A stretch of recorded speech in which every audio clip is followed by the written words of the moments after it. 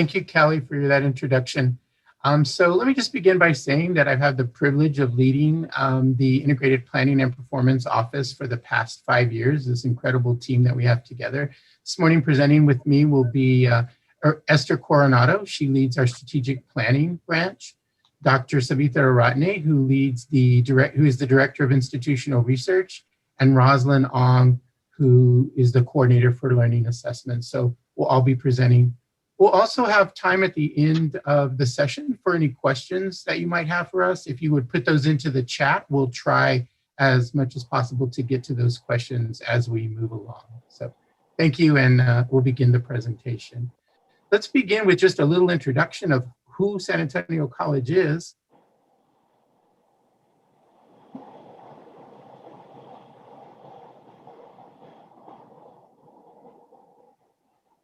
So as Kelly mentioned, San Antonio College is one of the 5 individually accredited colleges which make up the Alamo College system. The Alamo College system has about 60,000 credit students enrolled. This doesn't account for our continuing ed students. At SAC, we average an enrollment of about 19,000 students. On SAC campus, that's about 16,500, and we have dual credit 2,500 students. This probably looks a lot like your college in that we have 20% of our students are full-time students, and 80% are full-time students.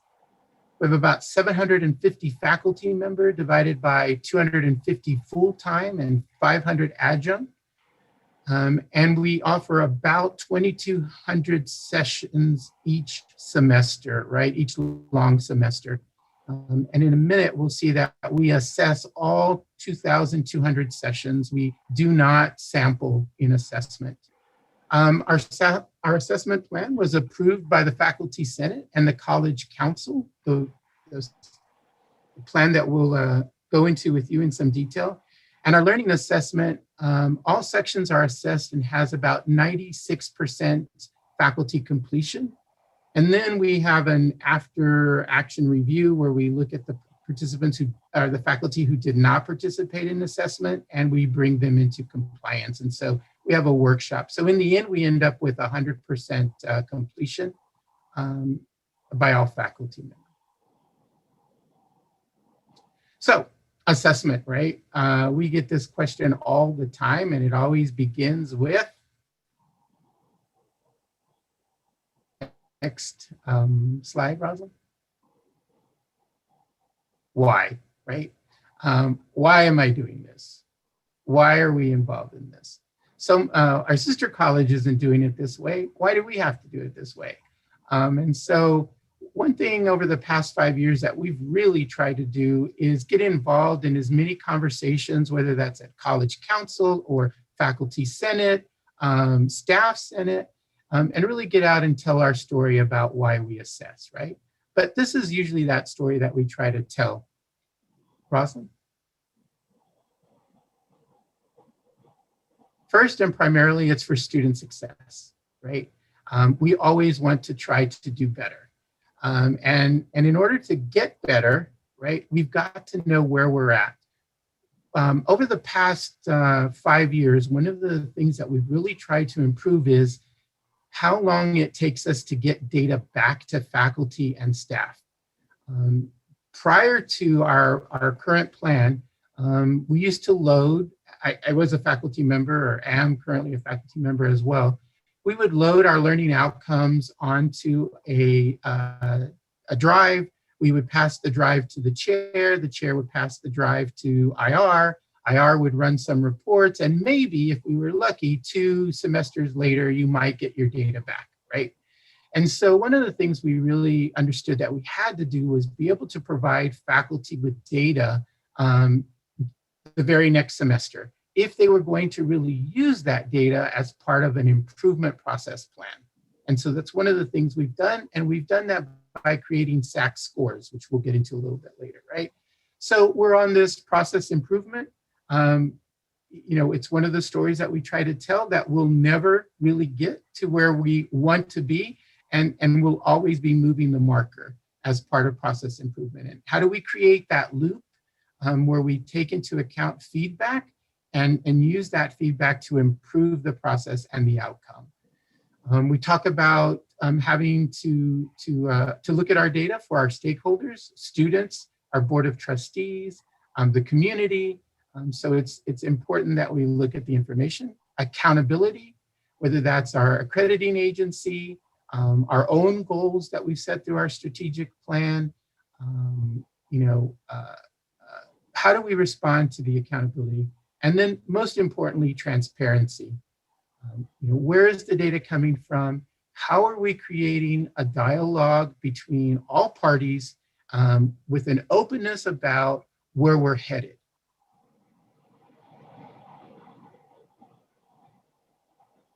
And then we always think it's important that we remind everybody of the principles of accreditation, our SACS principles, and how our office is directly responsible for 2, mission, 7, institutional planning and effectiveness, 8, student achievement, and then supplying data for the individually accredited programs.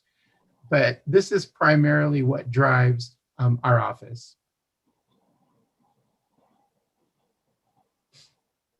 So what we did was we created this day and we call it SAC Scores. The primary goal of SAC Scores is to complete a comprehensive internal evaluation of where San Antonio College is in regard to integrated planning. And that's bringing together strategic planning, our KPI assessment, or our key performance indicators, our learning assessment, and our unit review. Previously to designing this, our office, each of these offices resided separately and they were working in silos. And so when we would ask faculty to do strategic planning, they would say, well, didn't I do that part when I was working on my student learning outcomes? Or I don't really understand how this all fits together. And staff had the same questions. And so by really bringing the 4 offices together, it's allowed us really to communicate through one voice and set goals in common. And then also, I think it provides some familiar faces to those who we work with, right? The staff and the faculty. And I think that's really important when we're looking at assessment. So SAC Scores happens twice a year. We close the college down 2 days out of the year. One each semester, we'll have a fall and a spring. And what we ask them to do is really stop and assess their strategic, their KPIs, right? And their learning outcomes for those units that have them. And then we ask them to reflect and then provide us action plans where necessary. And so this is in direct response to SACS 1.8.1, right? To be able to show that. And so it's a great opportunity for faculty and staff to dialogue with each other and to look at the data that they have. It was one of the things that the faculty and staff asked us for when we first tried to do a reflection process. They said it would really be helpful if we created a day that they could do this in. And that's really how SAC Scores was created. This is a typical agenda for the day of what it looks like. So we begin usually with breakfast. This year we won't have any breakfast. We'll maybe do some virtual tacos or something, but we don't have any breakfast. We have usually opening remarks from our president.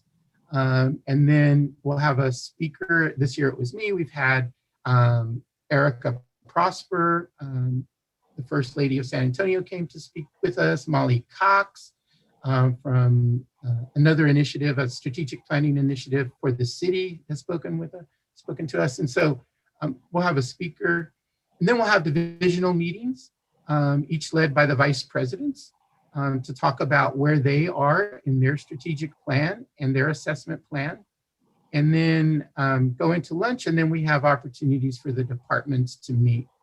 I'll be honest with you, the work that's required for the day, there is no way that the unit can do it in one day, right? And so we hold, in support of our SAC Scores, we hold some kind of what we call Get It Done days, where we help faculty and staff to complete all the work. And so that on SAC scores, the idea is that they're looking at big picture, right? They're bringing their staff together and they're looking big picture at whether or not what they've completed is what in fact they want to submit.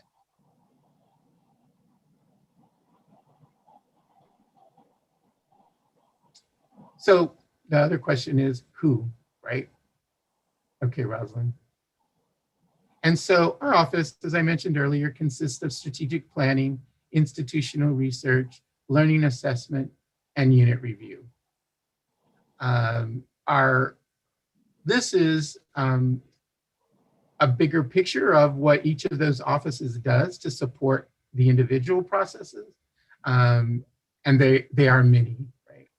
Our office has really grown. I'd like to thank our president, Dr. Vela, in allowing us to really grow this unit. One of the issues that we faced is, like probably many of you, at the time when I inherited the office, we were all going through initiative fatigue, I would say. We were part of, just to mention a few, we were part of the 4 disciplines of execution. We were seeking the Baldrige Award. We were going through accreditation. We're a part of Achieving the Dream. We participate in the Pathways development. We were seeking the Excelencia Award. And of course, we were seeking Aspen's designation, right? And so one of the conversations I had with the president was, really, if we focus on excellence and continuous improvement, the awards will come, right? Because each of those frameworks, while they have many things in common, they are still very different. And rather than for us to be chasing each of those, I thought it was better if we worked on an improvement plan that led us to excellence and then would lead to the recognition. And just this last year, we are still in the finals. We are in the top 1% of Aspen. We received the Baldrige Award, all the colleges within the Alamo district. We went through accreditation and are safely on the other side. And so I really believe that our focus on excellence rather than initiatives has really helped us.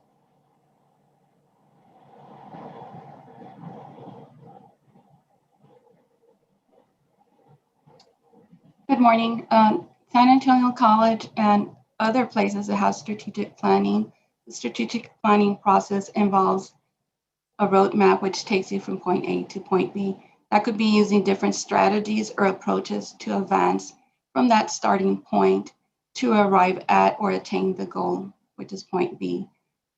In education, it could be increasing the number of faculty for a discipline, increasing student enrollment, or increasing the number of graduates. And for accredited programs, for example, dental assisting, that point B could be meeting and maintaining accreditation standards for the program. Next slide.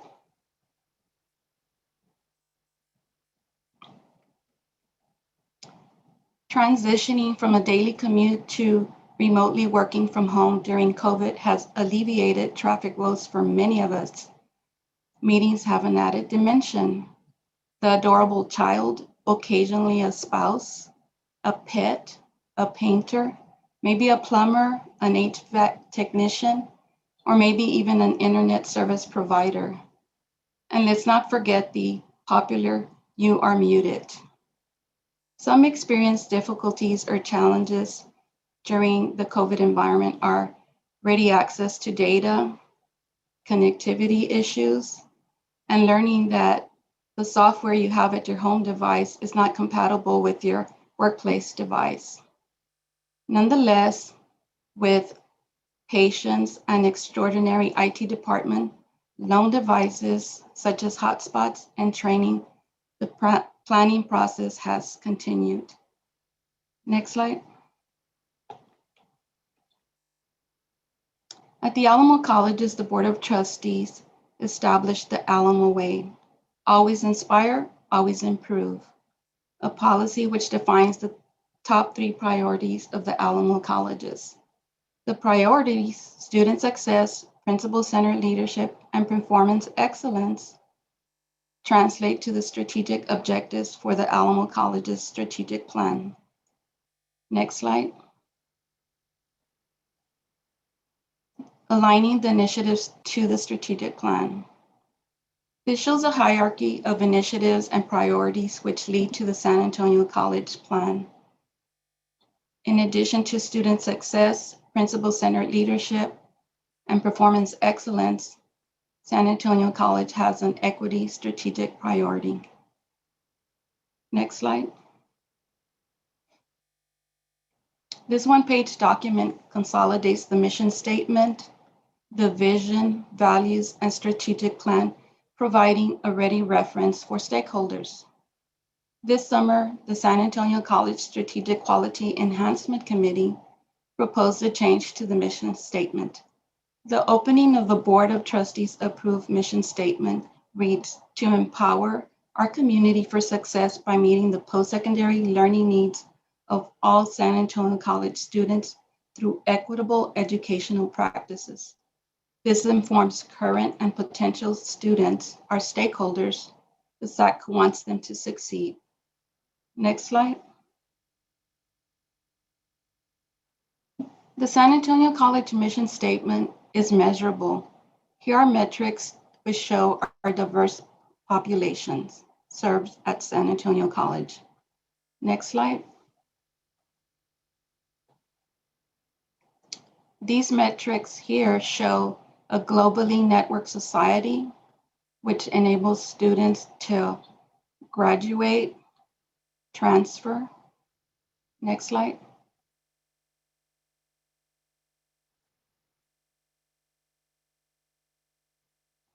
Or to enter the workforce with marketable skills. Next slide. Here's a small segment of the San Antonio College strategic plan scorecard. We wanted to have something that would be forward-facing and inform our stakeholders of the progress that's being made with the strategic plan. This here shows the strategic priorities, the responsible division, the strategic goals, the objectives, the action plans that will be followed, the measures, and then the alignment to the Alamo College's district priorities. Next slide. If I could just add there, Esther, one thing is that in an earlier slide, we showed how we had taken the strategic plan and put it on a one-page document that we were able to send out to the entire college. And we have that at our website. And it really has helped our faculty, our faculty and staff, rather than having a multi-page document that everybody is confused about. And when you ask them, what's our strategic plan? Nobody knows.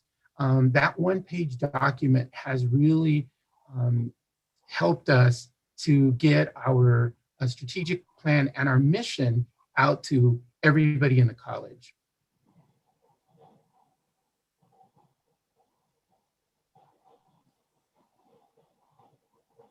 So this continuation of the scorecard for the strategic plan shows the benchmarks, targets, and has placeholders to record actuals achieved. In addition to the documents which are facilitating the delivery of the strategic plan, as Dr. Solis said, to our stakeholders, we have increased collaborations via emails, phone calls, one-on-one Zoom meetings, group Zoom meetings, and occasional Zoom room set up for drop-ins, and also meetings with breakout rooms for SAC scores. These added collaborations and the documents which are promoting our strategic plan have kept the strategic planning process moving forward to help attain student success. Now, we'll turn this over to Dr. Savitra Iratni, our Director of Institutional Research. Thank you. Thank you, Esther. Can I share this screen, please? Institutional research, we are a support service to the college for enrollment, budgeting, graduation, student success, and all these areas. And the challenges that came with COVID-19, because our primary data source of place we put all our documents was our SharePoint. And a lot of faculty and staff had difficulty getting into that source. Then sometimes if they download a document, they may not work at home, etc. The harder problems were like the interpretation of data, because different people would interpret it differently, the same number in a different way, or different numbers for the same thing. If you ask for enrollment, you can say it in 10 different numbers to represent different facets of it. So that is one thing. The second one was with COVID-19, all our targets were changed. So new challenges were introduced. So we had to look into those items in different number sets. So I'm going to present you with 4 examples where we had to make some changes. So this is our weekly enrollment report that we used to print, and Dean Solis would take to the executive meeting once a week. So we print it in the office. It's a general, very broad, high-level enrollment patterns, comparisons, and how enrollment is changing by part of term, whether we are getting into enrollment numbers, contact hours, all this information. And generally, this third page was the tidbit page where any new information or any significant information are placed. So this was looked at once a week as a paper copy. And now we have shifted this to electronic, email to each member, and we do it twice a week. There's a midweek report now to accommodate the needs, just so the executive team and others can track the progress. The second example is academic planning. This is a completely new report we introduced because of COVID, that we run now 3 times a week. Again, this is emailed to the VPs, deans, and chairs. They look like this is a pivot table where they can actually look into some tracking, instruction mode, enrollment and sections, and seat availability. They can go into different subjects and instruction modes to see how many more seats are available, how are the classes filling up, that kind of information, as well as a 3-year tracking where they can see how they can plan, whether they need to introduce new classes, that kind of information and this goes 3 times a week now. So that was a second change. The third one we have is the contact information. So this is something, because of COVID, now we are sending more emails to student, faculty, and staff. We need to, there are targeted emails and general communication. So we had to establish this new data, accommodate this data need.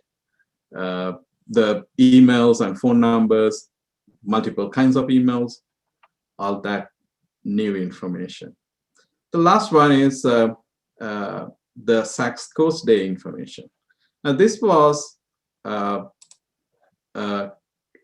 information set where we look at the individual faculty by course and look at the PGR retention broken down by gender, ethnicity, and other information like whether they are veterans, whether they are economically disabled, first time in college, first generation, all these kind of subgroups, how they are progressing in individual classes. What was expected was for the faculty to go in and look up their column and fill in this form themselves. So they look at their performance or their students, their class students' performance, and the overall course performance. So they flip to the next course category and look at the students, and they fill this up. Now, with COVID, the biggest problem was the access. So now we pre-fill this form and email it individually so they can have that data and then do the analysis to go to plan their strategies by course before they meet as a department to plan the department level information, strategy plans. So this again is a new change we had to do. So it takes a lot of effort and time to do all these now. And to just make sure that the faculty and staff get what they need in a timely manner. So let me introduce Rosalind Ong. She's our coordinator of learning assessment.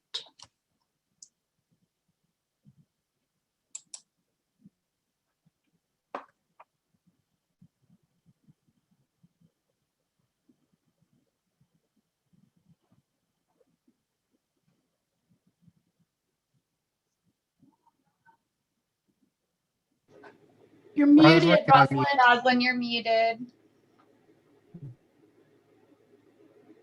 Every time, yeah. There you go. That's what Esther was talking about. All right, thank you so much.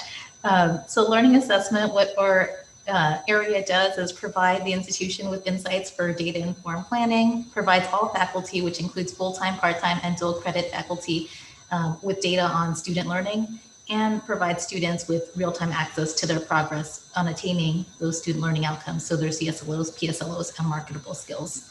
So we'll go into a little bit of information about that. So at San Antonio College, we are currently doing assessment of academics and student success, but the goal is really to expand that into extracurricular and co-curricular as well, so that we can get a more holistic view of what our students are achieving. And I think Dr. Solis previously mentioned that we assess every section, every semester. We also assess every semester for student success. And once again, for academics, every semester they're entering their CSLOs, which map to their PSLOs, and then they map to their marketable skills. For student success, it's the student success learning outcomes, and those are mapping to their marketable skills. So challenges with COVID-19, I think that my colleagues, outlined a lot of the same challenges that we experienced in learning assessment. The challenges with technology and change really is the problem, but changing assessments was a big thing. Obviously, we had some faculty that are using assessments that work wonderfully in face-to-face environment, but they might have had to transition it now that they're in a remote environment. And so we have that every semester, for updating their assessments. But of course, it was a greater quantity of people that are now changing and needing support. And for our faculty, a lot of them had a preference of having face-to-face technology support. So we would hold these labs in the lab. And so you could just walk in and somebody would be there. And so you're able to support, several faculty at once. Whereas when you're in a Zoom environment, it's a little bit more difficult to navigate between a lot of people. So trying to manage that. Also, there was increased demands for faculty and staff. The faculty who were, as I mentioned earlier, they're transitioning, so they're having to adapt their courses. And of course, staff at the college are also having to adapt their work, but at the same time, our area is very much wanting to be consistent with data collection. And so we kept our deadlines consistent to what they had always been. There was no change in what we asked for or change in when we asked for it. And then increased data demands from 4 offices in IPI as they're changing. So things that wanting to see the information before and the information during COVID, and just to gain some insight. So those are some of the challenges that we had. So one of the things that would happen, of course, is that during the pandemic, we did receive questions of, are we still required to do this? You know, there's a pandemic going on, so why hasn't there been any change? But we keep grounding ourselves in, why are you assessing SLOs when you already give grades? Because what does that grade mean to the student? The student really needs to know what outcomes they're achieving and what they're not achieving, especially if that's a building class, so they know how they can improve and what they need to work on. For employers, students need to know how to articulate these skills to them as they're graduating, transferring, or entering the workforce. And for TxAHEA, the institution needs to be able to provide this evidence of student achievement. So marketable skills, I mentioned earlier, this is the common between academics and student success. And we reflect on this data a lot during SAC Scores Day to see our progress in achieving it. So our promise is that students are going to achieve these marketable skills by graduation, transfer, or entering the workforce. So it's incorporated into the mission, and whether they're taking one class at SAC or they're intending to complete a degree, they should have the opportunity to achieve some of these skills. So looking back at our old process, previously it was academics only, and it focused mainly on grades. We did collect assessment data through Excel sheets, which were collected on USBs and given over to the institutional research department, who would then help us to generate those reports that were needed for SAC COC. As you can imagine, trying to do that is a long process. So it would be, you know, semesters old data, and only the summary data would be provided to the faculty. No information went back to the students. So when we transitioned to having an online platform, that really helped us. You know, already having that online platform helped us with COVID, but one of the reasons is, you know, we had this groundwork of moving to being focused on grades and SLO assessment. So all faculty knew that grades are due and learning assessment outcomes are due. You're scoring an e-lumen. And so that happens every semester, and it's just consistent. Analysis, so there's real-time reporting. Once they put in their information into the system, we can generate the report that day. They can break it down in many different ways. Our office, Learning Assessment, does the big institutional reports, but we also have the ability for faculty to run their own reports, for discipline and program coordinators to run reports on their areas. So there's nobody that's holding the data, you know, that they need to, like a gatekeeper or anything like that. They can go and look at their data when they would like to look at it. Sharing the data, students have access to those dashboards. And so once faculty enters data on the assessments, the student dashboard will populate on that. So right away, they're able to see what SLOs they achieved, which ones they didn't, what marketable skills they're gaining, and it breaks down by course and then by the assessment for that course, particular assessment for that. So in addition, the platform that we use, we also use the e-portfolios for it, which can incorporate those skills. So once they have proven they've gotten the skill, they can put it into their e-portfolio, and so it's verified that it came from the college.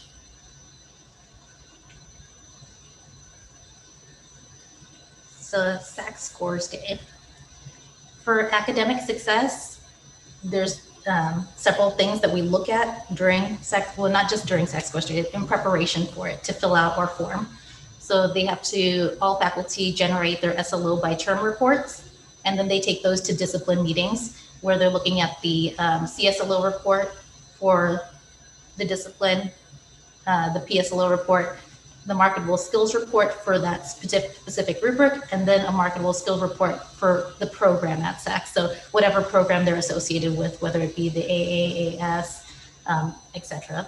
So they're looking at all of these different pieces of data and being asked questions to kind of gain some information and have them look inward at where we can see some improvements, whether they're already meeting the 70% threshold, or if they're at 86, seeing how they can improve that to 88, anything like that.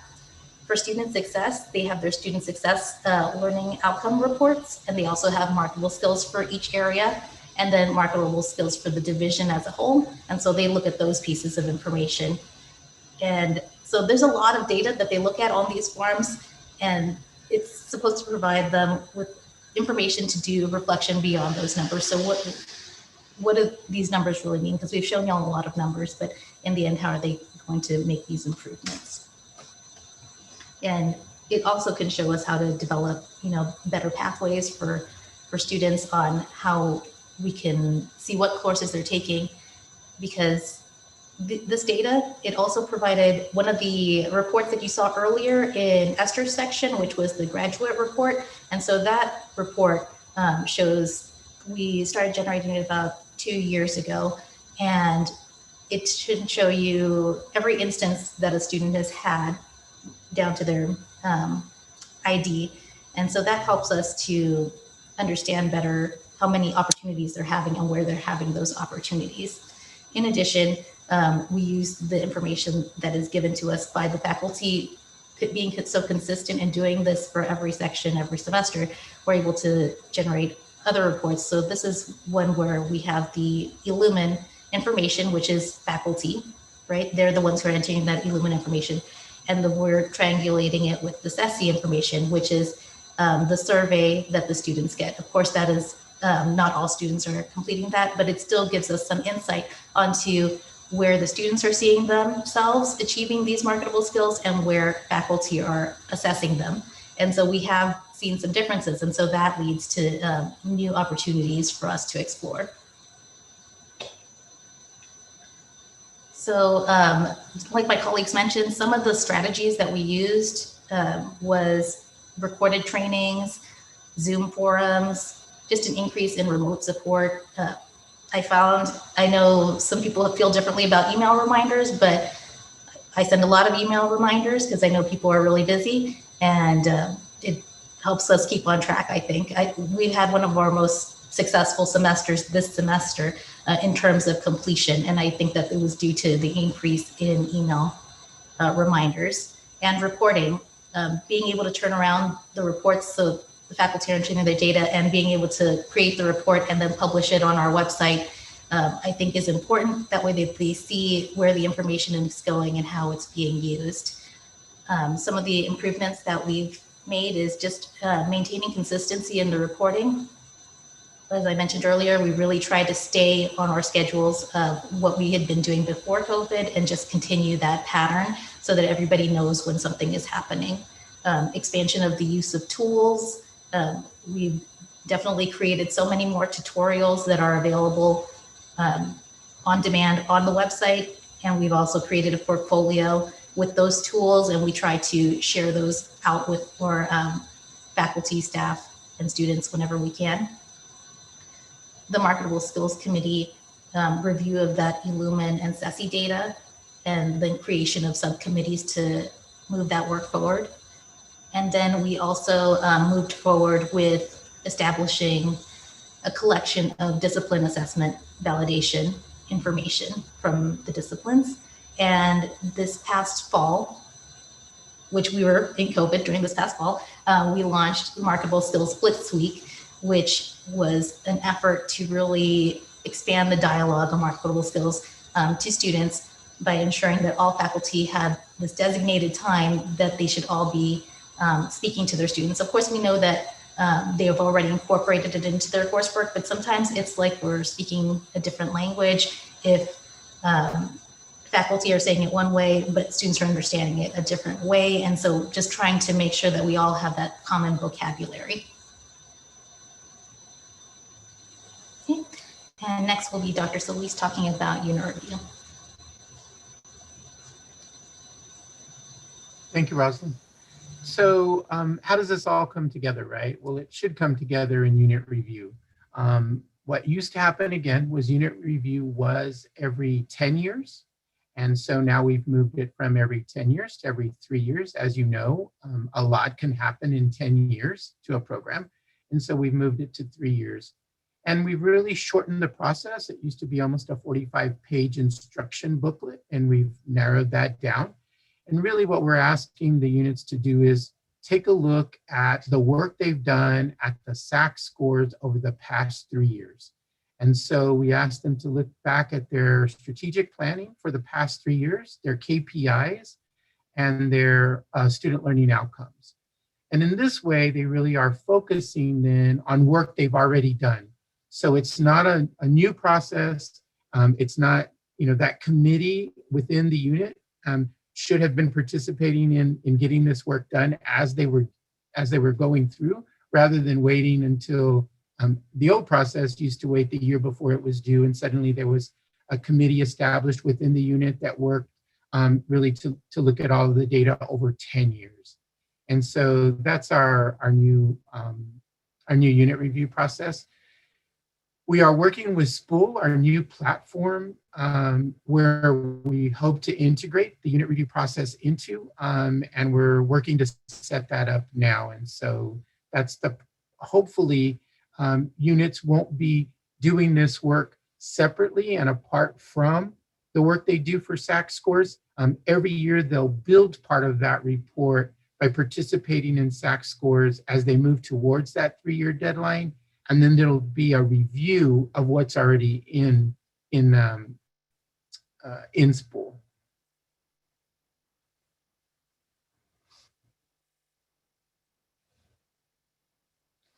Another process that we use throughout the college is our 4DX, or the 4 disciplines of execution. And what we do here is we ask our units to take on a wildly important goal, a WIG, and to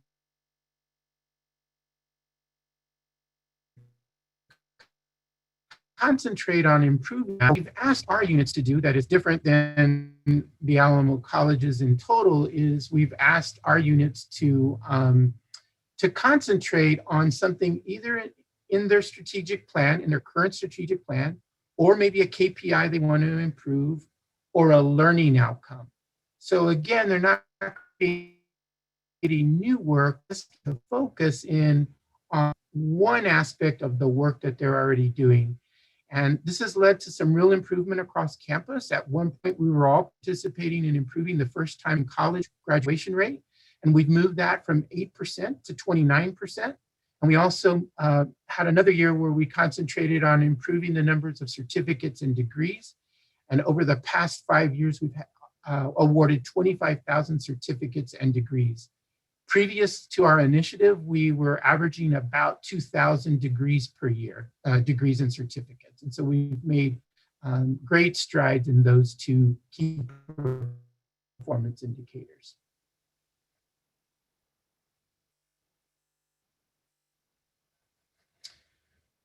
Some impact updates since the pandemic. We've increased, in fact, so we get this question was posed to our office. How are we doing on the side of when we compare our work previous to the pandemic to our work during the pandemic, right? And so we've looked at the retention rate. We're actually up in our retention rate, and we are consistent in our productive grade rate. We were worried about this marker. And then a reduction in high challenge, we've dropped from 21 to 13.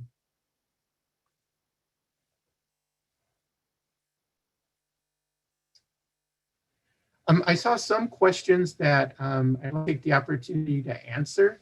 One was, where did our marketable skills come from? So we established prior to, we established a college-wide committee made up of faculty from the different disciplines and the different degrees and programs. And we got them to determine what those marketable skills were. They align closely with the U.S. Department of Ed and the Texas Higher Education Coordinating Board. Another question was, do they include soft skills? We don't use the term soft skills. One, we established a district-wide advisory board in the various occupations that we support. And they're saying these aren't soft skills, right? That these are actually marketable skills, that you have to have these skills in order to be employed today. And so I know that some organizations refer to them as soft skills.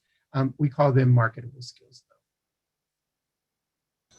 I think I saw two more questions for learning assessment. It was about the 70% threshold. Yes, it's currently at 70% for everyone, but of course, if you're already at 70%, we encourage you to identify a goal for your area that is more in line with where you are, because there are some areas that are over 70%. Maybe they're, like I mentioned earlier, at 86, so they would look at something higher than that to aim for. And then Julie asked if we provide guidance on the conversations to have.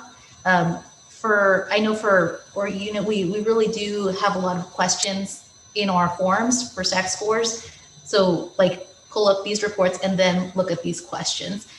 For student success on my side, anyways, I'm a little bit more scripted on like, look at these topics that I'd like you to review, whereas academics, they've been doing it for so long. A lot of them already have conversations that they usually have every semester, but we still kind of have these big questions that we ask them for each of the areas, not just learning assessment, but strategic planning and IR as well. And I want to say I saw a question about PGR, if that could be explained.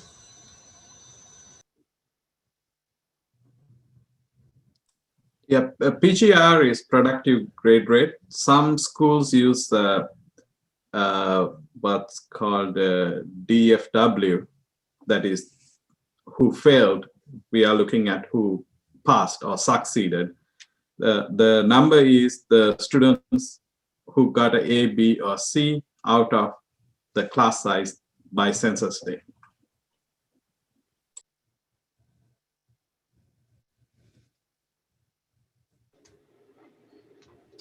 The other question I saw was, how do you align your 3-year reporting cycle with your 5-year reporting, right? And so it doesn't exactly align, but what we do is when we're creating the report for either our 5th year or our decennial report, we talk about where we are in the long process, right? In that process that we have as San Antonio College. And we haven't had any problem with our report.